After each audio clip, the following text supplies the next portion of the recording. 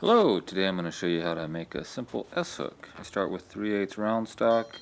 I cut it into lengths long enough to make 2 hooks at the same time, that way I don't have to mess with using tongs while I'm forging. I forge a round detail on the end of it using the peen of my rounding hammer. Once I get it to where I like it, I start the scroll over the edge of my anvil. I occasionally have to clean up some of the detail with my belt sander. Next step is to get a good heat on the steel and start the scroll. This is a jig that I built to fit into my vise so that I could make all the scrolls the same.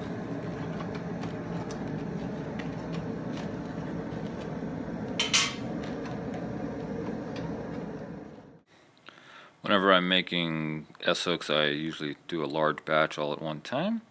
I start with holding the metal onto the jig with a set of scrolling tongs and using a dog wrench to tighten the metal up around the jig so it holds nice and tight.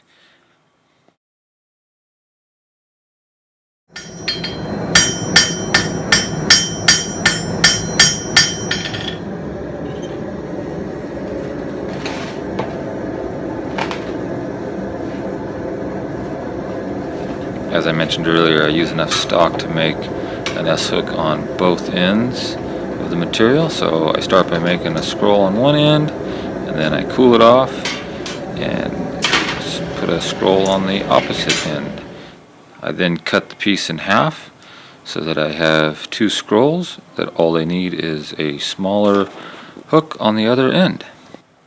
For the detail, I flatten out the stock, knock in the corners, then use the rounding end of my hammer to spread the material out in as perfect a circle as I can.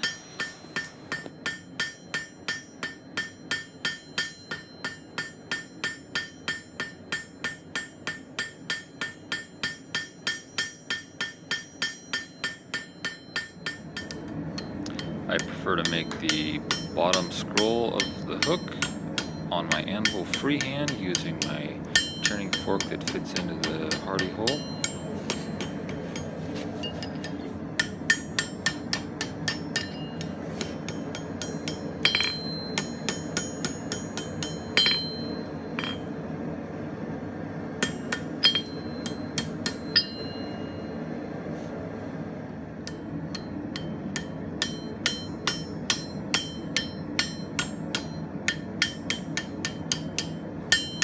Finishing these freehand provides just enough uniqueness to each hook to make it obvious that it's handmade.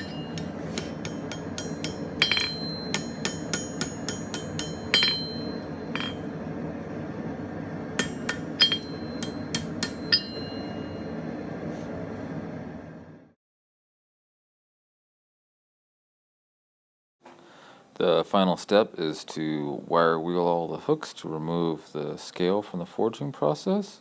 Then I place them on my wood stove to warm them up and dunk them in some food grade oil. It was 20 degrees out when I filmed this, so my quench bucket is a little more solid than it is liquid. Hope you enjoyed this video.